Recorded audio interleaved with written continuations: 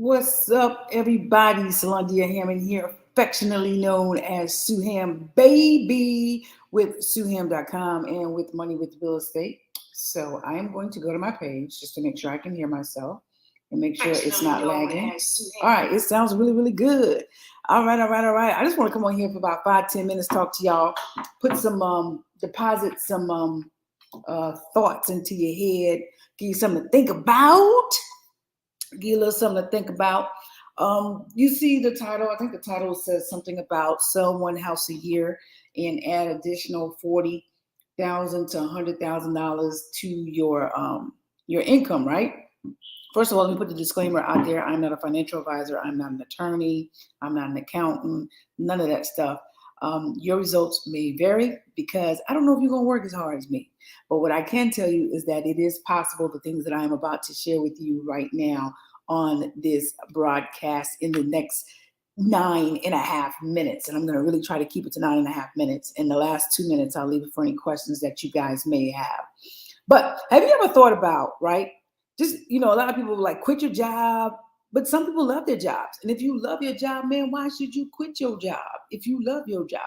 But have you ever thought about supplementing your income by buying real estate and just selling one house a year? Did you know that you could possibly, right? Because I don't know what you're going to do, but I know results vary. But you can actually sell one house a year, man, and add to your income like $40,000, $50,000, $70,000, $80,000. You can add six figures. Low six figures, high six figures, just from selling one house a year. One house a year. You understand what I'm trying to tell you? Some of you don't want to be landlords, and you don't have to be a landlord. You can always hire property managers, right? Some of you don't want to do that. Well, find a house, fix it up, and sell that bad boy and make some moolah, baby, all while you're still working a job. You don't even have to quit your job. You can hire a project manager to manage your job.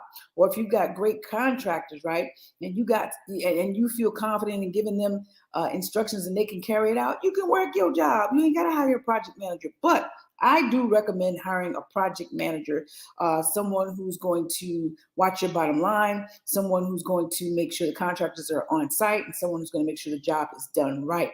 But just imagine you finding a fixer-upper, baby. I love fixer-uppers. We specialize in transforming homes, neighborhood, and people. And so I love fixer-uppers, babies, because you can get them for like pennies on the dollar. There's so many different places that you can find real estate, right? You can find it at the sheriff's sale. You can find it at a tax sale. You can find it on Facebook. You can find it by family members, friends, word of mouth. Somebody might be selling their house. You can find it on the MLS. You can find it by realtors, other investors who are selling. You can find it by getting in your vehicle and driving and looking for vacant houses, looking them up, contacting the owners, asking if they want to sell. You can find it by motivated sellers, people who may be going through a divorce who want to sell, people who have passed away. Their family may want to sell. What are other ways that you can get real estate? I said MLS. I said Facebook, social media, classified ads. There's so many different ways to find real estate that is available for you to put your sweet, beautiful, pretty hands on to turn around and sell and make a profit to supplement your income. You ain't got to quit your job, Craig. You ain't got to quit your job if you don't want to, Craig. You can sell one house a year and potentially make anywhere between 40,000 to six figures, even more, just depending on your area. But the area I'm speaking about is right in the country, y'all. I'm talking about in rural America. There is a housing shortage. So if you can find old houses and fix them up, you are cleaning up the neighborhood and you are providing housing for other people and you are increasing your net worth, your bank account.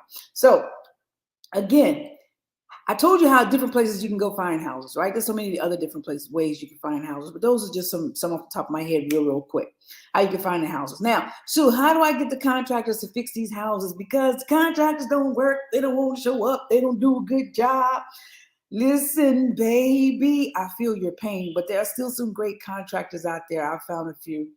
And I'm going to share with you, like I've done in the past, how I found some great contractors. If I see people working on a job site, I'm doing a 180 and turning my vehicle around and going back to look at their work and to get their contact information. I use Angie's Angie'sList.com. I use Thumbtack.com. When I'm in the big box stores, Home Depot, Lowe's, I'm looking for contractors because that's where they bees, people. They bees in the block bees in the block, which is Home Depot and Lowe's. If I'm looking for an electrician, they're probably going to be in a specialty store. They'll be in Home Depot and Lowe's as well, but they'll also be in a specialty store, right? If I'm looking for somebody who does flooring, I'm going to a store that probably sells flooring because that's probably where the people are going to be. Thank you, Ms. Candace Williamson, for joining and saying I'm here for it. Thank you, Ms. Carlotta McCrae, for tagging somebody to come onto this broadcast. Yes, please share the broadcast. Share the broadcast. Share the broadcast. Please do me the favor of sharing the broadcast. So you can find them on thumbtack.com. I've used people from thumbtack.com. Angie's List. I've used people from Angie's List. You can find them from Facebook groups, putting it on your page, looking for contractors. If you're driving in your car, bust down 180, you see them working, go out to the work site, look at their site, look at their work, and get their name and number. People always hit me up all the time asking me for who my contractors are, and I've stopped giving them out because they're so freaking busy to the point where now they just squeezing me in now. Come on, somebody. So you want to find your contractors. If you have your funding, right, to buy the house yourself, maybe you're buying a house for $1,000. So there are no houses that exist for $1,000. The devil is a lie. The devil is a lie. People go to tax sales and buy property all the time for $1,000, $1,500, $2,000, $3,000. One of my mentees bought a quad. You understand what I'm saying? 1, 2, 3, 4, a quadruplex for $1,000 at a tax sale. So it is very, very, very possible. And if for some reason the person redeems their property before a year, because in South Carolina they have a year to redeem their property, then guess what? You get your money back plus the interest. So you really haven't lost a thing. You haven't lost anything. So you could be purchasing these houses out of pocket, right? You're funding them yourself. And you might want to do that on a credit card. If you know for a fact that you're going to turn that money back around, you may use a credit card, other people's money. That's a credit card. Now, I will say this, be careful, because if you don't know what you're doing and you can't, get them payments back off, you're going to be looking at some high interest. You may use hard money lenders. I use hard money lenders all the freaking time. I've dropped who I use. Rehab Wallet. I love them with my whole entire heart. They're like family to me. Freaking family. You understand what I'm trying to tell you?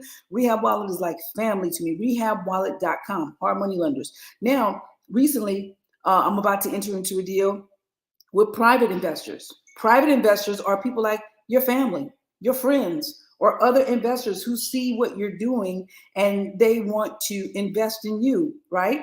So, and you can structure the deal a little differently when you're dealing with private money investors. So there are different ways to do it. And what I'm going to be is a project manager for that private money investor. They're out of state. They're like almost on the West Coast, and they see what I've been doing. And so they want to buy property here on the East Coast. And so they're going to hire me as a project manager to watch over the rehab of their property. So I told you how to find the property. I told you how to get contractors, right? Now I'm telling you how to get the funding. So credit cards, savings, 401k, let's see what else. Family and friends, private money lenders, hard money lenders, so many different ways. Whichever way you can find and get money legally, ethically, and morally, baby, go get it. Illegally, ethically, and morally, go get it. It's out there to be gotten. And you can purchase one of these homes. I bought homes here recently for as low as $25,000. $25,000. I bought homes for $30,000. I bought homes for $70,000. So I bought homes for $40,000. I bought homes for $75,000. So the homes are out there, people. I know investors, again, who have bought homes for $1,000, $1,500, $2,000. That's a freaking steal. I mean, a freaking steal. I don't care if you got to put $70,000 worth of work in that baby. If you buying it for $1,000 and you got to put $70,000 worth of work in that baby, and it appraises for 150, baby, tell me that ain't no home run. And I'm gonna tell you, the devil is a lie. The devil is a lie. If you buy a house for $1,000, you put 70 grand in it, and it turns out to be worth the after repair value, meaning the value that it is worth on the market after you've repaired it, ARV, after repair value, is $150,000, baby, you hit a home run. Because let me explain to you. All right. So if it's worth $150,000, where is my phone? Where'd my phone go? Here we go. If it's worth $150,000, right? Let's do the math. $150,000, you're gonna pay a realtor, I don't know, 5% to sell it for you. That's $7,500. So $150,000 minus $7,500, right? 150,000. I'm putting in 1.5 million. 150,000 minus 7,500 for the realtor fees, right? Your closing costs are probably going to be about $2,000. We did $70,000 to repair it, right? $70,000 to repair it. $1,000 for the purchase of the property, and that's just hypothetically because they do exist. $1,000 for the purchase of the property, and let's just say for your soft costs, meaning what you had to pay for insurance, and if you had to pay for taxes and water and electrical bill, because you're going to turn the water and electricity on and all that good stuff. Let's just say $3,000. We'll just say $3,000, right? Did I do closing costs? I think I did, but if I didn't, I'm just going to put in another $1,500 for closing costs. Let me tell you what you would walk away with after getting your money back of the $70,000 that you put into it to fix it, the $1,000 to pay for it, the realtor's fees, your soft costs, your hard costs, for maintaining the property. You walk away with $65,000. $65,000, right? You'd also be providing somebody with the house. Now, mind you, you're going to have to pay capital gains tax on that, but get a good accountant, right? Get somebody to write some of that stuff off, baby. But $65,000, you didn't lift a hammer.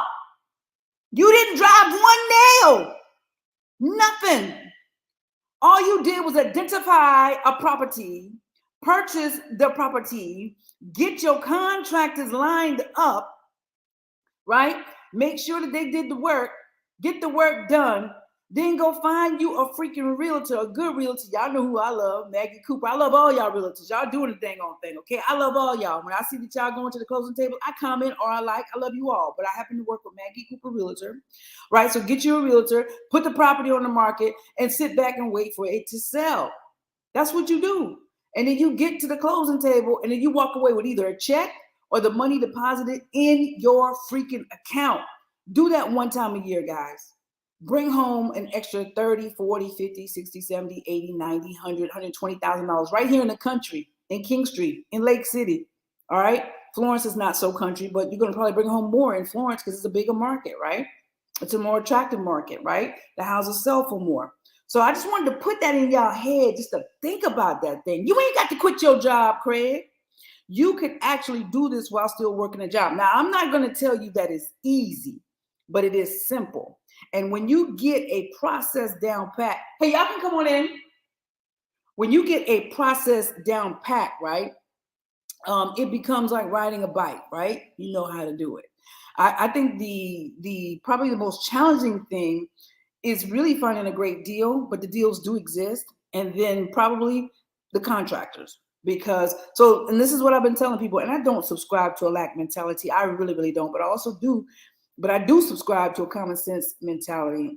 I really just don't really like sharing my contractors anymore because now they got to squeeze me in. And I like working with the people who know what I like because we like to do things in a certain way. And the people I work with, they understand that, and I work well with them and I love them. But I just wanted to drop that out to you guys. Listen, if y'all got questions, drop them under here and I'm going to answer them real quick for y'all. I look to purchase a home, but there is some blockage. What kind of blockage? Be more specific as to what it is in blockage. Also, I want to talk to y'all who don't want to sell your homes, right? If you don't want to sell a home, one home a year, like I suggested, right? Then get one home and rent it. You ain't got to get no other property, right? If you just got one piece of property, say your child is 2 years old, you want your child to go to college, all right? If that's your dream, then it is what it is. Instead of you getting into loans and whatnot, get that property while the child is young. I don't know, 1 year, 2 years old, 6 months old. Get that property when the child is young. Put a tenant in that property. By the time that child turns 18, you have so much equity in that property. You can do one of two things. Now get this. The child is, let's just say 1 year old. The child is one. Child's graduating at 18, right? We got 17 years in between there. You got 17 years where you're collecting rent. You got 17 years where you're able to use this property on your tax returns to reduce your tax debt. You got 17 years where you're increasing your net worth, because while you are making money off the property, cash flow, your tenant is paying down the principal and interest, therefore also increasing your net worth in that 17 years. So guess what? In that 17 years, when that child turns 18, that's your asset to send that child to school where you don't have to get in debt. Or you can turn that bad boy, and this is what I would recommend. I know most people will just sell it and say, boom, here's the money for you to go to school. But what I would recommend, is refinance that bad boy, pull the equity out, AKA cash, still keep the property, still keep a tenant in there. And now you have that cash to send that child to said school. And while that child is in school, that rental income could be the supplemental income that you give that child while in said school. And baby, guess what? They never did get into your pocketbook. Come on, somebody. Because the rental property, the asset, was the thing that was sending that child to college, but also giving that child money during the month. So they're going to be like, Mama, I ain't got no money. Mama, I need a hamburger. Mama, I need a bologna sandwich. Mama, I need a ham sandwich. Daddy, I need some tires on the car. No, let the property, the asset, take care of that thing. All right, so any quick questions? I've been over 10 minutes. I was supposed to do 10 minutes. I just wanted to share that, guys. You would be amazed at and I don't care if it takes you 8 months to get a property ready. Wouldn't it be worth it? You go to a job 8 months, and some people don't even make $40,000 or $50,000 from a sale, right? So wouldn't it be worth it if you took your time and if it took you 8 months to make a sale on that property, or a year to make a sale on that property, if you turned around and made $40,000 profit after everything was paid? I mean, I think it's worth it, but it's just something for you to think about. I would just like for people to just really expand their mindset, expand how they can increase income, how they can have different incomes coming in from different ways. But that's not just about the income. Think about the people that you get to employ. You get to help the ecosystem, man. You get to put people to work. You get to circulate dollars in your neighborhood. You get to provide housing for somebody, right? You get to give yourself a little bit more peace of mind with some additional income. Now, so I just want to put it out there. Start looking for these houses. Start looking for these contractors, right? Start looking for these houses to fix, looking for these contractors to fix it for you, and start looking about, boom, how do I analyze these numbers? What does this house need to be fixed? How much will this house appraise for? What kind of profits am I going to look at? After I recoup my funds, how much more am I going to make in profit? Okay, after I pay myself, how much more am I going to make in profits? So, and then I want you to start doing this year after year after year. And then you might start doing 2 a year. You might start doing 3 a year. You might start doing 4 a year, 5 a year. Imagine finding 5 houses that need to be fixed. And off of each house that you sell, you make $50,000. That's $250,000 in a year. Did you hear me? $250,000 in a year if you're able to clear $50,000 profit off of each house. Then also in those 5 houses, you provided housing for 5 freaking families. Then also you have cleaned up the neighborhood. It's probably in 5 different neighborhoods. But if it ain't in 5 different neighborhoods, maybe it's on 1 block. Then that means you have cleaned up the block, baby. And if it is not in 1 neighborhood, then that means you've cleaned up 5 different neighborhoods. So there's beauty in rehabbing property. There's beauty in real estate. I love it. I love it. I love it. I love it. I love it. I love it. I love it. I love it. Any questions before I get off here? My name is Solandia Hammond. Y'all already know that, AKA Sue Ham, baby. And I just wanted to share the broadcast with you guys. I'm going to ask you, if you're on here and you found this beneficial, share the broadcast. You can always watch my free webinar on my website, moneywithrealestate.com. My free webinar on my website, moneywithrealestate.com. I would appreciate it so much if you shared the broadcast. If you want to talk to me, I'm open to talking to you. You just have to book a consultation. And you can do that on my website as well, moneywithrealestate.com. I gotta go get this food off the grill. But it's moneywithrealestate.com if you want to book a consultation or if you want to watch that free webinar. All right, y'all. Peace. My name, I already told you who I am. Remember to live, love, learn, and laugh. Don't quit. Follow your dreams to success. Because I'm out, shot, baby.